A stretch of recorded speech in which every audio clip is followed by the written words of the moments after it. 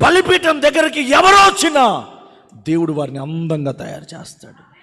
మీరు ఎప్పుడైనా మోకరించి ప్రార్థన చేస్తున్నప్పుడు, నా హృదయాన్ని కడుగయ్యా, నా హృదయంలో ఉన్న కల్మషాన్ని కలుగు అని మీరు వ్యక్తిగతంగా మీరు దేవుని సందులో మోకరించి ప్రార్థన చేస్తున్నప్పుడు అలా అడిగి చూడండి. మీ ప్రార్థనకు దేవుడు జవాబిస్తాడు. ఒకవేళ అనారోగ్యంలో ఉన్నావా, అనారోగ్యంలో ఉన్నప్పుడు ఎలా ప్రార్థన చేయాలి తెలుసా? ప్రభా, ఒకవేళ నేను నీకు ఆయాసకరంగా నడుస్తున్నానేమో, అందుకని ఒకవేళ ఈ అనారోగ్యం నాకు తటస్థించిందేమో, ప్రభా క్రమముగా నడుచుకోవటానికి నువ్వు నాకు కృపనివ్వండి ప్రభా. ఒకవేళ ఏదన్నా నువ్వు చూడరాని లోపం నాలో ఏదైనా చూస్తున్నావేమో, అందుకని నా కుటుంబం, అందుకని నా వ్యక్తిగత జీవితం ఇలాగ మార్చబడింది, నన్ను పరిశుద్ధపరచయ్యా.